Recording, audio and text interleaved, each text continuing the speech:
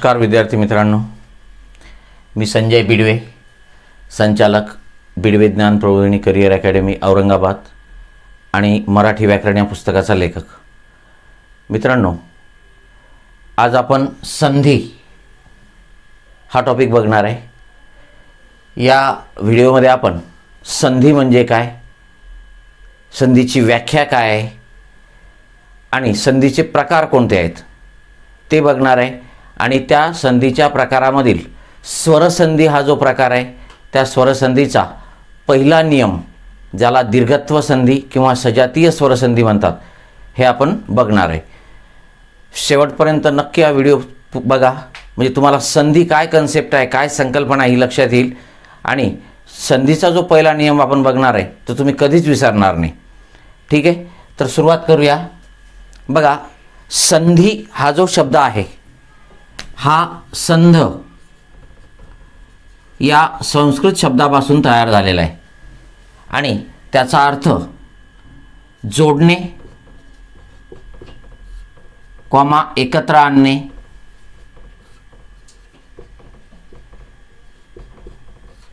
संयोग करणे असा होतो.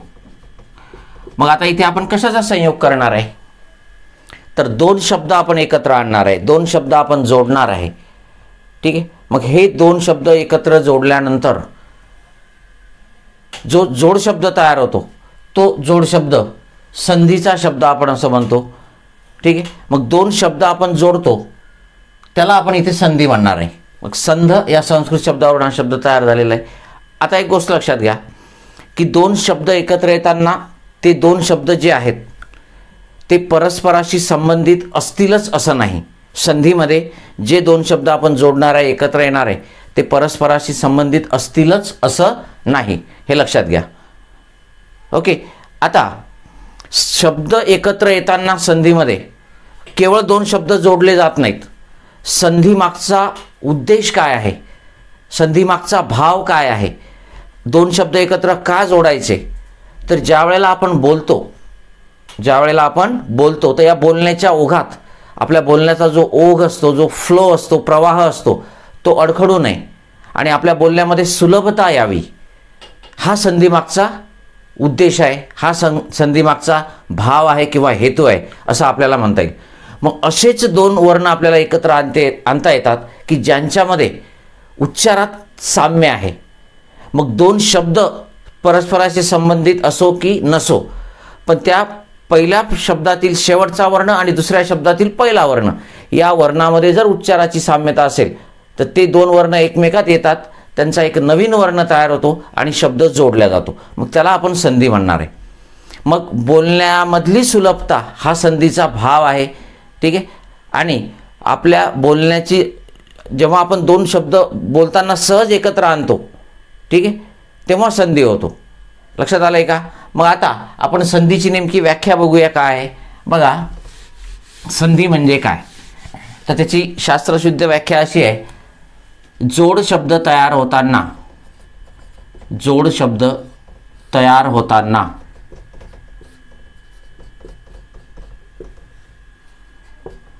पहिल्या शब्दातील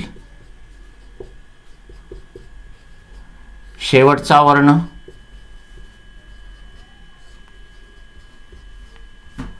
व दुसऱ्या शब्दातील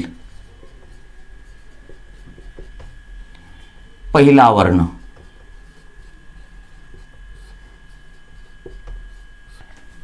हे एकमेकात मिसळतात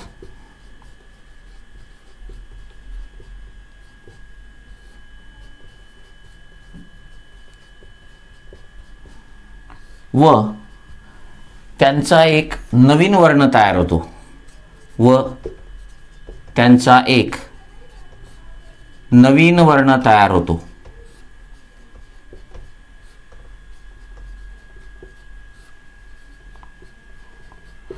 वर्णाच्या अशा एकत्र येण्याला, वर्णाच्या हा शब्द महत्त्वाचा आहे कारण संधी हा वर्णांचा होत असतो असं म्हटलं जातं. वर्णांच्या अशा एकत्र येण्याला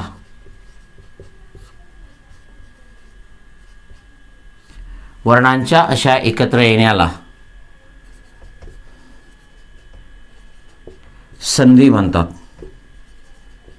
वर्णांच्या अशा एकत्र येण्याला संधी म्हणतात. ठीक. मग मित्रांनो लक्षात घ्या की दोन शब्द जेव्हा एकत्र येतात तेव्हा पहिल्या शब्दामधला शेवटचा वर्ण आणि दुसऱ्या शब्दामधला पहिला वर्ण हे दोन वर्ण एकमेकात मिसळतात. त्यांचा एक नवीन वर्ण तयार होतो आणि जोड शब्द तयार होतो. ठीक आहे. आणि अशा वर्णाच्या एकत्र येण्याला आपण काय म्हणतो? संधी म्हणतो. अशा वर्णाच्या एकत्र येण्याला आपण काय म्हणणार आहे? संधी म्हणणार आहे. म्हणजे इथे लक्षात घ्या की संधीमध्ये दोन वर्ण एकमेकात मिसळून दोन शब्द जोडले जातात. जोड शब्द जरी तयार होत असला तरी केवळ दोन शब्द एकत्र येत नाहीत, तर त्या पहिल्या शब्दातला शेवटचा वर्ण आणि दुसऱ्या शब्दातला पहिला वर्ण यांच्या उच्चारामध्ये साम्य असते. ते एकमेकात मिसळतात आणि त्यांच्यापासून नवीन वर्ण तयार होतो. ठीक आहे. समासामध्ये असं होत नाही. आपण समास जेव्हा घेऊ तेव्हा मी पुन्हा संधी आणि समास याच्यामधला काय फरक आहे तो तुम्हाला सांगेन. मग आता संधी वर्णांचा होतो हे लक्षात घ्या. ठीक आहे. मग आता हे दोन वर्ण, पहिल्या शब्दातील शेवटचा वर्ण आणि दुसऱ्या शब्दातील पहिला वर्ण, हे दोन वर्ण एकमेकात मिसळतात. ठीक आहे. आणि त्यांचा एक नवीन वर्ण तयार होतो. तर हे वर्ण कोणते आहेत आणि कोणते वर्ण एकमेकात मिसळल्यावर कोणता वर्ण तयार होतो याचे काही नियम आहेत. ठीक आहे. मग त्याला संधी नियम म्हणतात. त्याला काय म्हणतात? संधी नियम किंवा संधीचे नियम. आणि मग संधीचे प्रकार सुद्धा आहेत की पहिल्या शब्दातील शेवटचा वर्ण आणि दुसऱ्या शब्दातील पहिला वर्ण हे कोणते दोन वर्ण एकत्र येत आहेत, कोणते दोन वर्ण एकमेकात मिसळत आहेत, त्यावरून संधीचे प्रकार पडतात. मग ते संधीचे प्रकार पण आपण बघणार आहे. तर तुमच्या लक्षात आलं असेल, महत्त्वाची गोष्ट लक्षात ठेवा की संधीमध्ये एकत्र येणारे शब्द हे परस्पराशी संबंधित असतीलच असं नाही. संधी वर्णांचा होतो. बोलण्याचा ओघ अडखळू नये. ठीक आहे. बोलण्यामध्ये सहजता यावी, सुलभता यावी, हा संधीमागचा उद्देश आहे. बघा मी तुम्हाला एक उदाहरण सांगतो. आपण असं म्हणतो का, मी विद्यालयात प्रवेश घेतला, असं म्हणतो का आपण? नाही म्हणत. विद्यालयात नाही म्हणत आपण. काय म्हणतो आपण? मी विद्यालयात प्रवेश घेतला. मी विद्यालयात प्रवेश घेतला. विद्यालयात प्रवेश घेतला. कारण विद्या आणि आलय या पहिल्या शब्दातील शेवटचा वर्ण आ आहे, दुसऱ्या शब्दातील पहिला वर्णही आ आहे आणि मग यांच्यामध्ये साम्य असल्यामुळे हे दोन शब्द एकमेकात मिसळतात. ठीक आहे. आणि इथे मी विद्यालयात प्रवेश घेतला असं म्हणताना आणि मी विद्यालयात प्रवेश घेतला असं म्हणताना तुमच्या लक्षात येते की इथे उच्चारामध्ये सलगता येते, सोपेपणा येतो. इथे बोलताना बोलण्याचा जो ओघ आहे तो अडखळतो. मग हाच अडखळू नये म्हणून असे दोन शब्द एकत्र आणले जातात. ते परस्पराशी संबंधित असलेच पाहिजे असं अजिबात जरुरी नाही. असू शकतात, नसूही शकतात. ओके. मग आता हे दोन, पहिल्या शब्दातील शेवटचा वर्ण आणि दुसऱ्या शब्दातील पहिला वर्ण हे कोणते आहेत यावरून संधीचे तीन प्रकार पडतात. ते आपण आता बघणार आहे. ओके. बघा आता आपण संधीचे प्रकार बघणार आहे. ठीक आहे. संधीचे तीन प्रकार आहेत. त्यातला नंबर 1 स्वरसंधी, नंबर 2 व्यंजन संधी, व्यंजन संधी आणि नंबर 3 विसर्ग संधी, विसर्ग संधी. ठीक आहे. बघा आता हे तीन संधीचे प्रकार आहेत आणि कोणते वर्ण समोरासमोर येऊन एकत्र येणार आहेत. पहिल्या शब्दातील शेवटचा वर्ण आणि दुसऱ्या शब्दातील पहिला वर्ण हे जे एकमेकांमध्ये येणारे वर्ण आहेत हे नेमके कोणते आहेत. ठीक आहे. यावरून हे संधीचे तीन प्रकार पडतात. मग आता स्वरसंधीमध्ये काय होतं लक्षात घ्या. तर स्वरसंधीमध्ये पहिल्या शब्दातील शेवटचा वर्ण स्वर आणि दुसऱ्या शब्दातील पहिला वर्ण सुद्धा स्वर असेल तर होणाऱ्या संधीला आपण काय म्हणणार? स्वरसंधी म्हणणार. ठीक आहे. आपण त्याला फॉर्म्युला रूपातच लिहू इथे. बघा स्वरसंधी केव्हा होईल? स्वरसंधी बरोबर आपल्याला काय लिहिता येईल? स्वर अधिक स्वर. याचा अर्थ काय होतो मित्रांनो, की पहिल्या शब्दातील शेवटचा वर्णही स्वर आणि दुसऱ्या शब्दातील पहिला वर्णही स्वर, असं जर असेल कॉम्बिनेशन, असे जर ते एकत्र येत असतील तर होणाऱ्या संधीला आपण स्वरसंधी म्हणणार. व्यंजन संधी कशाला म्हणायचं? जेव्हा संधी होताना एकमेकात मिसळणारे किंवा समोरासमोर येणारे जे वर्ण आहेत, ठीक आहे, त्यातील पहिल्या शब्दातील शेवटचा वर्ण हा व्यंजन आणि दुसऱ्या शब्दातील पहिला वर्ण हा व्यंजन किंवा स्वर असेल तर होणाऱ्या संधीला काय म्हणतात? व्यंजन संधी. बघा, फॉर्म्युला स्वरूपात लिहिलं की तुमच्या लगेच लक्षात येईल. व्यंजन संधी बरोबर व्यंजन संधी बरोबर व्यंजन अधिक व्यंजन किंवा व्यंजन अधिक स्वर, याला काय म्हणणार आहे आपण? व्यंजन संधी. याला काय म्हणणार आहे आपण? व्यंजन संधी. याचा अर्थ व्यंजन संधी होताना पहिल्या शब्दातील शेवटचा वर्ण व्यंजनच असतो आणि दुसऱ्या शब्दातील पहिला वर्ण हा व्यंजन किंवा स्वर असतो, तेव्हा होणाऱ्या संधीला काय म्हणायचं? व्यंजन संधी. सेम असंच विसर्ग संधीच्या बाबतीत. बघा, विसर्ग संधीमध्ये काय होतंय?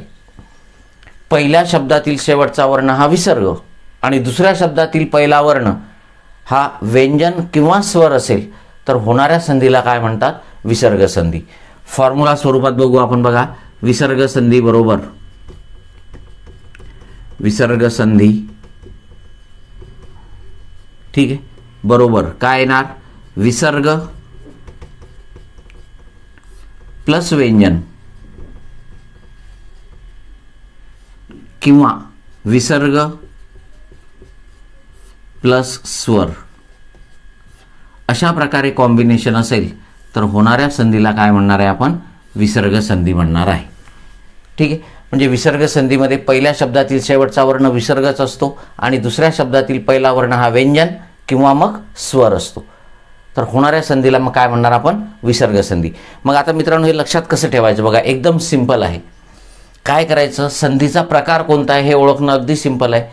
पहिल्या शब्दातील शेवटचा वर्ण जो असतो, ठीक आहे, म्हणजे दोन वर्ण एकमेकात मिसळतात ना, पहिल्या शब्दातील शेवटचा वर्ण हा आणि हा दुसऱ्या शब्दातील पहिला वर्ण, हे एकमेकात मिसळत असतात.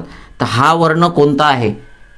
स्वर आहे, व्यंजन आहे की विसर्ग आहे? यावरूनच तुम्हाला हा प्रकार ओळखता येतो. बघा, स्वरसंधीमध्ये पहिल्या शब्दातील शेवटचा वर्ण हा स्वरच असतो, दुसरा कुठेही स्वर आलेला नाही. मग पहिल्या शब्दातील शेवटचा वर्ण जर स्वर असेल तर स्वरसंधीच होणार. पहिल्या शब्दातील शेवटचा वर्ण जर व्यंजन असेल तर व्यंजन संधीच होणार. कारण बघा, व्यंजन संधीमध्येच पहिल्या शब्दातील शेवटचा वर्ण व्यंजन येतो, इथेही येत नाही, इथेही येत नाही. आणि विसर्ग संधी कशी लक्षात ठेवायची? तर पहिल्या शब्दातील शेवटचा वर्ण विसर्गच असतो. मग विसर्ग संधीमध्ये पहिल्या शब्दातील शेवटचा वर्ण विसर्ग असतो, व्यंजन संधीमध्ये पहिल्या शब्दातील शेवटचा वर्ण व्यंजन असतो आणि स्वरसंधीमध्ये पहिल्या शब्दातील शेवटचा वर्ण स्वर असतो. पण तुम्हाला हे कॉम्बिनेशन सुद्धा माहिती पाहिजे की दोन्ही स्वर एकत्र आले की स्वरसंधी होतो. पहिल्या शब्दातील शेवटचा वर्ण व्यंजन असला तरी दुसरा वर्ण हा व्यंजन किंवा स्वर असू शकतो, हे तुम्हाला माहिती पाहिजे. त्याच्यानंतर विसर्ग संधीमध्ये सुद्धा पहिल्या शब्दातील शेवटचा वर्ण विसर्ग जरी असला तरी दुसऱ्या शब्दातील पहिला वर्ण जो आहे तो व्यंजन किंवा स्वर असू शकतो. मग असे 5 प्रकारचे कॉम्बिनेशन आहेत. बघा, हे 5 प्रकारचे तुम्हाला काय म्हणता येईल?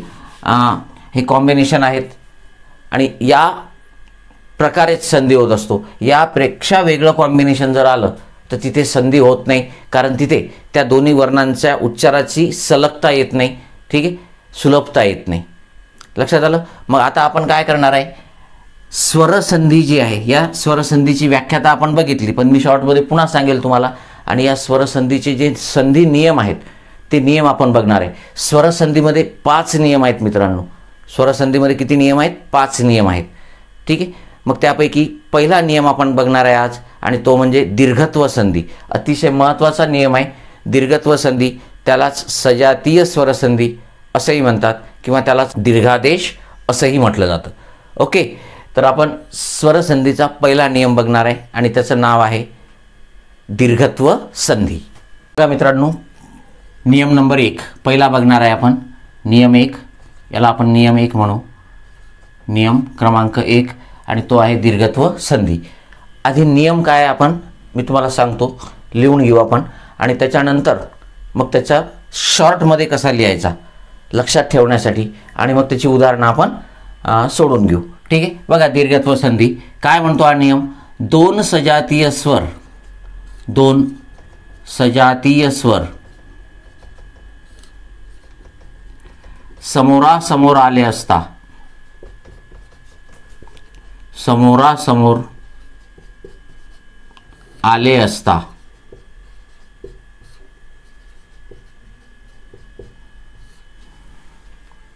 त्या दोघांबद्दल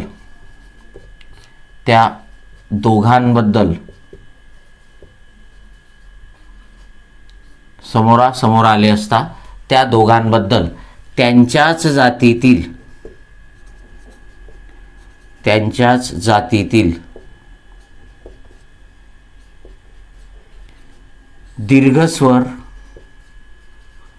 दीर्घस्वर येतो,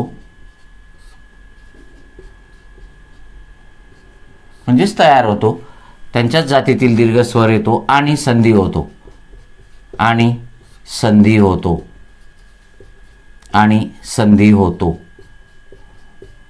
यालाच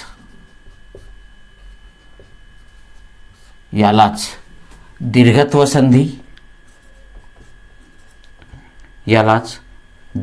संधी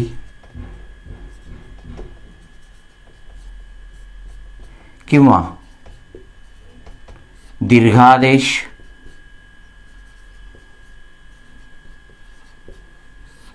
किंवा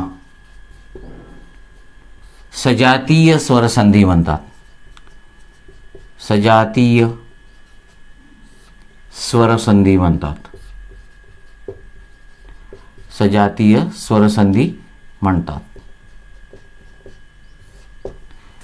लक्षात घ्या मित्रांनो, दोन सजातीय स्वर समोरासमोर आले असतात त्या दोघांबद्दल त्यांच्याच जातीतला दीर्घस्वर येतो आणि संधी होते, यालाच दीर्घत्व संधी, दीर्घादेश किंवा सजातीय स्वरसंधी म्हणतात.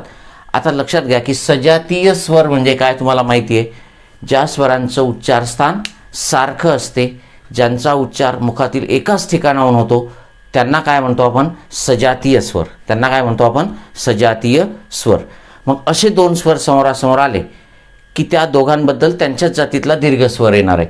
मग हा नियम शॉर्टमध्ये कसा, लक्षात घ्या. शॉर्टमध्ये कसं लिहिणार आपण, समजा अ आहे किंवा आ आहे आणि यांच्या पुढे जर सजातीय स्वर म्हणजे अ किंवा आ यापैकीच एक येणार. मग यांच्या पुढे जर अ आला किंवा आ आला तर या दोघांबद्दल काय येणार आहे, आ येणार आहे. इथे आता लक्षात घ्या मी काय लिहिलं हे समजणं महत्त्वाचं आहे. याचा अर्थ असा होतो, अच्या पुढे जर हा अ आला म्हणजे दोन सजातीय स्वर समोरासमोर येतील, मग या दोघांबद्दल आच येणार आहे, त्यांच्याच जातीतला दीर्घस्वर. जर अच्या पुढे आ आला तरी त्या दोघांबद्दल आ येणार आहे. जर आच्या पुढे अ आला तरी पण आ येणार आहे आणि आच्या पुढे आ आला तरी त्यांचा आ तयार होणार आहे. म्हणजे इथे हे सजातीय स्वर समोरासमोर येतात, इथे नेहमी हा आच तयार येणार आहे. तिथे अ किंवा आ यापैकी कोणी समोरासमोर आले, दोन्ही आ किंवा एक आणि एक आ, एक अ आणि एक आ, तरी सुद्धा आच तयार होणार आहे. ओके. असंच ईच्या बाबतीत ऱ्स्व ई आणि दीर्घ ई यांच्यासमोर जर ऱ्स्व ई किंवा दीर्घ ई आला तर यांच्याबद्दल दीर्घ ई तयार होणार आहे, हे लक्षात घ्या. मग पुन्हा तेच ईच्या पुढे ई आला म्हणजे दोन्ही ऱ्स्व ई असले तरी दीर्घ ई तयार होणार आहे. ऱ्स्व ई आणि दीर्घ ई हे समोरासमोर आले तरी दीर्घ ई तयार होणार आहे. दीर्घ ई आणि ऱ्स्व ई हे समोरासमोर आले तरी दीर्घ ईच तयार होणार आहे आणि दोन्ही दीर्घ ई समोरासमोर आले तरी त्या दोघांबद्दल दीर्घ ईच तयार होणार आहे, दीर्घ ईच येणार आहे. सेम असंच ऊच्या बाबतीत ऊ, ऱ्स्व ऊ, दीर्घ ऊ यांच्यासमोर जर ऱ्स्व ऊ किंवा दीर्घ ऊ आला तर यांच्याबद्दल सुद्धा दीर्घ ऊच तयार होणार आहे. मग आता याला दीर्घत्व संधी म्हणतो आपण किंवा दीर्घादेश म्हणतो. याचं कारण काय आहे, तयार होणारा जो नवीन वर्ण आहे हा दीर्घ आहे. इथे अ ला काना आहे म्हणजे हे दीर्घ आहे. ई, ऊ हे सर्व काय आहेत, म्हणजे इथे ज्या शब्दावर संधी होतो त्या शब्दाला एकतर काना येणार आहे, काय येणार आहे, काना येणार आहे, किंवा त्या शब्दाला दीर्घ वेलांटी येणार आहे, दीर्घ वेलांटी येणार आहे, किंवा मग दीर्घ उकार येणार आहे, दीर्घ उकार येणार आहे, हे लक्षात घ्या. आणि म्हणून त्याला दीर्घत्व संधी म्हणतात, कारण इथे तयार होणारा जो नवीन वर्ण आहे तो दीर्घच असणार आहे. ओके, मग हा शॉर्टमध्ये नियम आहे, तुम्हाला लक्षात ठेवायला एकदम सिंपल आहे, लक्षात ठेवायला एकदम सिंपल आहे. ओके, आता आपण याची उदाहरणं बघणार आहे. ठीक आहे, डिटेलमध्ये आपण प्रत्येक या नियमाची उदाहरणं आपण इथे बघू. ओके, बघा मित्रांनो, आपण आधी आता 2 उदाहरणं बघणार आहे, एक मिष्टान्न आणि दुसरं दीपावली. आता लक्षात घ्या, संधी सोडवताना सर्वात महत्त्वाचा प्रश्न विद्यार्थ्यांना पडतो की हा शब्द नेमका फोडायचा कुठे. एखाद्या शब्दाचा संधी विग्रह करायचा, कुठे फोडायचं, त्याला कुठून फोडायचं, कोणत्या अक्षरावर फोडायचं. तर मित्रांनो लक्षात घ्या, 2 भिन्न शब्द जे बरेचदा संबंधित नसतात ते सुद्धा एकत्र येतात. मग 2 शब्द एकत्र येतात याचा अर्थ त्या दोन्ही शब्दांना स्वतंत्र अर्थ असतो, हे लक्षात घ्या. मग कुठूनही फोडायचे नाही. मग एखाद्या ठिकाणाहून शब्द फोडला तुम्ही आणि त्यातल्या एका शब्दाला काहीच अर्थ नाही किंवा त्या दोन्ही शब्दाला काहीच अर्थ नाही, तर तसे 2 शब्द एकत्र येत नसतात. ठीक, मग फोडल्यानंतर त्या दोन्ही शब्दांना मिनिंग असते किंवा त्यातला जो दुसरा शब्द असतो तो प्रत्यय म्हणून तरी वापरला जातो, हे लक्षात घ्या. कुठूनही फोडता येणार नाही. मग तुम्हाला माहिती पाहिजे मिनिंग. ठीक आहे, मिष्टान्न म्हणजे गोड पदार्थ, गोड अन्न असा आपण त्याचा अर्थ घेतो. आणि मग याचा विग्रह कसा होणार लक्षात घ्या, मिष्ट अधिक अन्न, मिष्ट अधिक अन्न.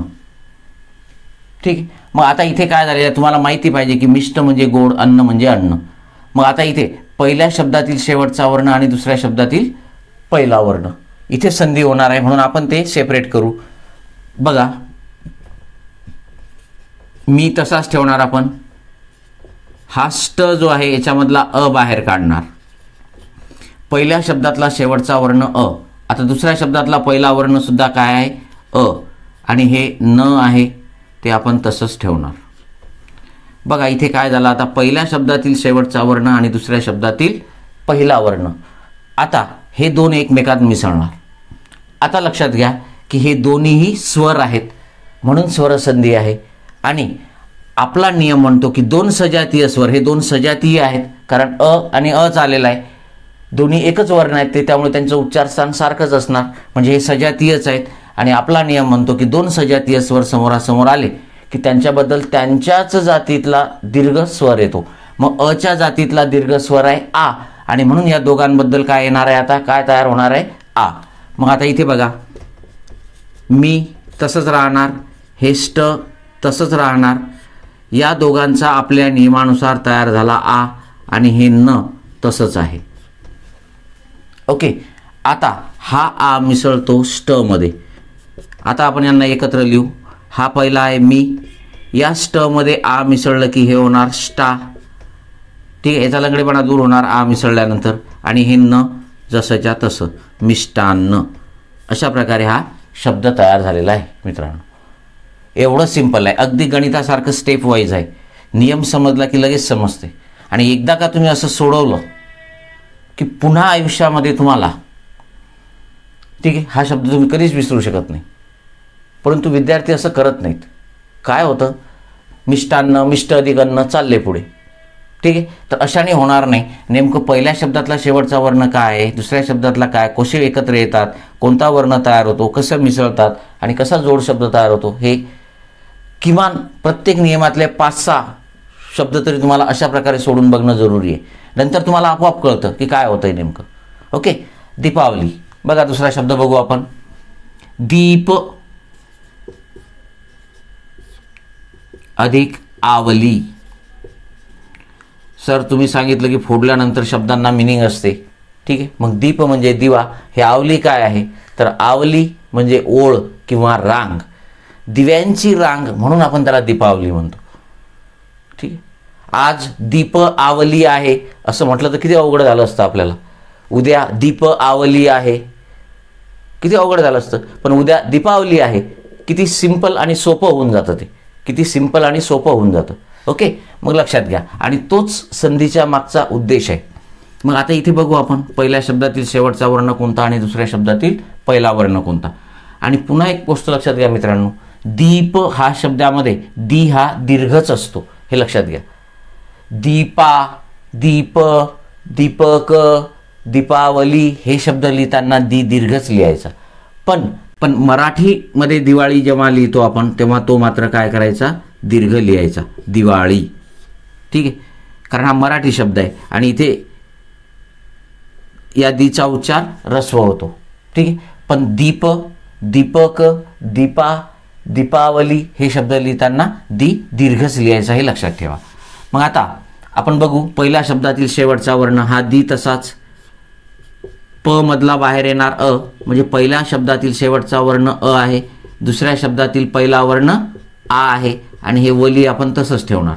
सर हे वली का नाही फोडलं? फोडण्याची गरज नाही, कारण इथे संधी होतच नाही. संधी कुठे होतो? पहिल्या शब्दातील शेवटचा वर्ण आणि दुसऱ्या शब्दातील पहिला वर्ण. मग तेच आपण बाजूला काढले आणि इथे अच्या समोर आ आला, हे लक्षात घ्या. मग अच्या समोर आ हे दोन्ही सुद्धा सजातीय स्वर आहेत आणि आपला नियम म्हणतो की दोन सजातीय स्वर समोरासमोर आले की त्यांच्याबद्दल त्यांच्याच जातीतला दीर्घ स्वर. मग यांच्या जातीतला दीर्घ स्वर आच आहे, मग तिथे आ येणार. मग दी तसाच, हा प तसाच, या दोघांचा तयार झाला आ, अधिक वली आहेच. हा आ मिसळतो आता प मध्ये आणि मग दी प मध्ये आ मिसळला पा आणि हे वली ॲज इट इज तयार झाला शब्द दीपावली. लक्षात आलाय का मित्रांनो? अगदी सिंपल. ठीक आहे, आता अ आचे झाले, आपण आणखी आता ऊचे ईचे असे पण शब्द बघू. ठीक आहे, खरी मजा तिकडेच आहे. आता जे आपण याच्यानंतर शब्द बघणार आहे, खरी दीर्घत्व संधीची मजा त्या उदाहरणामध्ये आहे. ओके, लक्षात आलं असेल इथपर्यंत? बघा मित्रांनो, नंतरची उदाहरणं बघू आपण आता. गिरीश. ठीक, आता विद्यार्थ्याला फोडताना काय करतात? विग्रह करताना गिर अधिक ईश किंवा गिरी अधिक श वगैरे असं करतात. एक लक्षात घ्या, तुम्हाला एक शब्द माहिती असणं जरुरी आहे. गिरी अधिक ईश. आता हे सर तुम्ही कसं फोडलं? तर मी तुम्हाला सांगितलंय की मिनिंगफुल शब्द एकत्र येतात. मग गिरी म्हणजे पर्वत, संस्कृत शब्द आहे, आणि ईश म्हणजे प्रमुख, मुख्य. ईश म्हणजे प्रमुख किंवा मुख्य, आणि ईश मधला ई नेहमी दीर्घ असतो, कायमस्वरूपी. लक्षात ठेवा मित्रांनो, नेहमी आपल्याला याचा उपयोग होणार आहे. ईश मधला ई दीर्घ, इच्छा मधला ई ऱ्हस्व असतो. ठीक आहे, आणि गिरी हा संस्कृत शब्द आहे आणि संस्कृत शब्दामध्ये बहुधा, हार्ड आणि फास्ट नाही पण बहुधा अंत्याक्षरावर जर वेलांटी किंवा उकार असेल तर तो ऱ्हस्व असतो, कारण अंत्याक्षर शेवटचं अक्षर संस्कृतमध्ये ऱ्हस्व उच्चारण्याची पद्धत आहे. आणि म्हणून गिरी इथे दीर्घ नाही आहे. दोन शब्द एकत्र आल्यानंतर मात्र इथे वेलांटी दीर्घ झालेली आहे, हे लक्षात घ्या. पण इथे री ऱ्हस्व आहे. आयोगाने काय केलं होतं लक्ष द्या, कसा प्रश्न विचारला होता. गिरीश या शब्दाची फोड कोणती, आणि 4 पर्याय दिले होते. बघा, हा एक पर्याय, हा 2 नंबरचा पर्याय, गिरी अधिक ईश. 3 नंबरचा पर्याय होता गिरी अधिक ईश, आणि 4 नंबरचा पर्याय होता गिरी अधिक ईश. मग जे विद्यार्थी अभ्यास करणारे आहेत, गिरीश गिरी अधिक ईश असाच अभ्यास करणारे आहेत वरवर, त्यांना सर्वच गिरी अधिक ईश दिसतात आणि मग नेमकं कोणता पर्याय बरोबर आहे हे कळत नाही, गोंधळ होतो. ठीक आहे, आणि म्हणून ह्या काही गोष्टी ज्या आहेत ह्या लक्षात घेणं जरुरी आहे की गिरीमधला जो री आहे तो ऱ्हस्व आहे, संस्कृत शब्द आहे. संस्कृत शब्दातील बहुतेक शब्द, सर्वच नाही, ठीक आहे, अंत्याक्षर म्हणजे शेवटच्या अक्षरावर जर वेलांटी किंवा उकार असेल तर तो ऱ्हस्व असतो. मग हे लक्षात घ्या. आणि गिरी म्हणजे पर्वत, ईश म्हणजे प्रमुख, स्वामी, ठीक आहे, पती, असे अनेक अर्थ त्याला संदर्भानुसार होतात. मग आता हे 2 शब्द एकत्र आले. मग आता खरी मजा इथे आहे असं मी तुम्हाला सांगितलं होतं. हा री ऱ्हस्व आहे, पण हे 2 शब्द जेव्हा एकत्र येतात तेव्हा हा री दीर्घ होतो, कारण इथे दीर्घत्व संधी होते. ठीक आहे, कसा दीर्घ होतो लक्षात घ्या. बघा आता, गी तसाच, हा र आपण फोडणार, याच्यामधला बाहेर येणार ऱ्हस्व ई, ईश मधला बाहेर येणार दीर्घ ई, आणि इथे श. पहिल्या शब्दातील शेवटचा वर्ण आणि दुसऱ्या शब्दातील पहिला वर्ण. ई ई समोरासमोर आले, दोन्ही सजातीय स्वर आहेत, यांच्याबद्दल यांच्याच जातीतला दीर्घ स्वर येणार आहे, म्हणजे दीर्घ ई येणार आहे. मग आता गी अधिक, हा र आहेच, या दोघांबद्दल यांच्याच जातीतला दीर्घ स्वर म्हणजे ई येणार आहे आपल्या नियमानुसार, आणि इथे श. आता हा दीर्घ ई र मध्ये मिसळतो. हा दीर्घ ई र मध्ये मिसळल्यानंतर या र ची वेलांटी जी आहे ती दीर्घ होते आणि म्हणून इथे दीर्घ आलेली आहे. आणि मग हे काय होणार बघा, गी र मध्ये दीर्घ ई मिसळला, री आणि श आहेच. आणि अशा प्रकारे हा शब्द तयार झाला. पण जेव्हा दोन शब्द एकत्र येतात, हा शब्द गिरी सिंगल असतो, तेव्हा हा री ऱ्हस्व असतो. हे दोन एकमेकात मिसळल्यावर मात्र तो दीर्घ होतो आणि म्हणून इथे दीर्घ आहे. हे लक्षात येणं जरुरी आहे. भानू उकार ऱ्हस्व आहे मित्रांनो, अधिक उदय. भानू म्हणजे सूर्य आणि भानुदय म्हणजे सूर्योदय. ठीक आहे. मग मी तुम्हाला आताच सांगितलं की संस्कृत शब्दामध्ये जर शेवटच्या अक्षरावर उकार किंवा वेलांटी असेल तर ती बहुधा ऱ्हस्व असते. काही शब्दांमध्ये दीर्घही आहे, पण मॅक्झिमम शब्दांमध्ये ती काय आहे, ऱ्हस्व आहे. मग भानू म्हणजे सूर्य, हा शब्द मधला नू हा जो आहे तो ऱ्हस्व आहे, हे तुम्हाला माहिती पाहिजे. ठीक आहे. आता काय होते बघा, आणि ते हे दोन शब्द एकत्र आल्यानंतर तो दीर्घ होतो. मग भा अधिक न अधिक ऱ्हस्व उ अधिक उदय मधला पण ऱ्हस्व उ आणि हे दय तसंच लिहिणार आपण. दोन सजातीय स्वर समोरासमोर आले. उ दोन्ही स्वर आहेत म्हणून स्वरसंधी, सजातीय स्वर आहेत म्हणून सजातीय स्वरसंधी. त्या दोघांबद्दल त्यांच्याच जातीतला दीर्घ स्वर तयार होणार आहे म्हणून दीर्घत्व संधी. ठीक आहे. दोन वर्णांच्या जागी नवीन वर्ण येणे त्याला आपण आदेश म्हणतो म्हणून दीर्घ आदेश, कारण इथे दीर्घ आदेश दीर्घ वर्ण तयार होतो. ओके. मग आता बघा, भा तसंच हा न तसाच या दोघांपासून दीर्घ ऊ तयार होणार आहे, नियम म्हणतो आपला. आणि दै, आता हा दीर्घ ऊ न मध्ये मिसळतो. मग हा भा तसाच न मध्ये दीर्घ ऊ मिसळला की त्याचा उकार दीर्घ होतो आणि दय आहेच. आणि अशा प्रकारे भानुदय हा शब्द तयार होतो. लक्षात आलंय? आणखी उदाहरण बघू आपण. बघा, आता आपण आणखी दोन उदाहरणं बघू. क्रीडारंभ. काय होणार यांचा विग्रह? क्रीडारंभ मध्ये क्रीडा अधिक आरंभ, क्रीडा अधिक आरंभ. क्रीडा म्हणजे खेळ आणि आरंभ म्हणजे सुरुवात होणे. दोन्ही शब्दांना मिनिंग आहे. आता इथे काय होणार आहे लक्षात घ्या. क्रीडामधला आ बाहेर काढू आपण याला.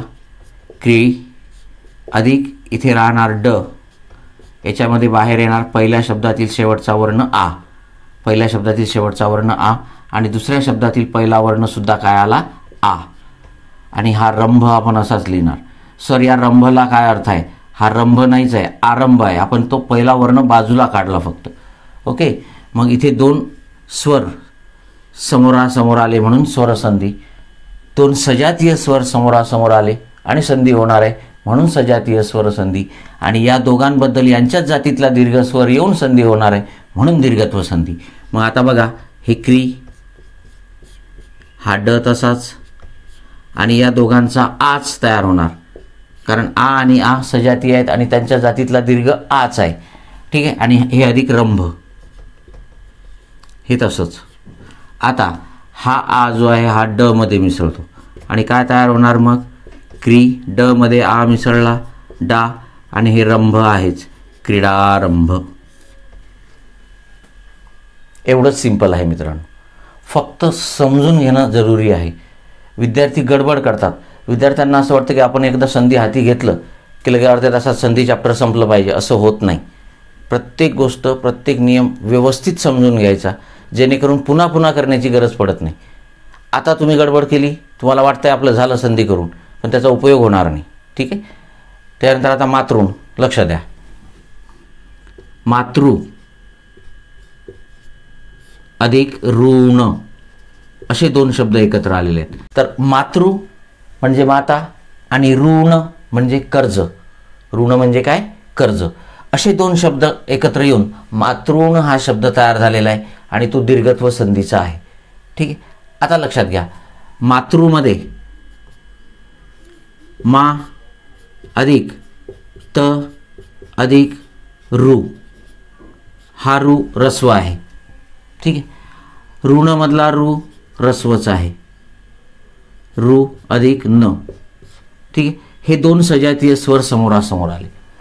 आता एक गोष्ट लक्षात घ्या की सर आता हे दोन्ही रस्व रू आहेत आणि दीर्घ रू कसा लिहितात असं बऱ्याच जणांना माहिती नसतं.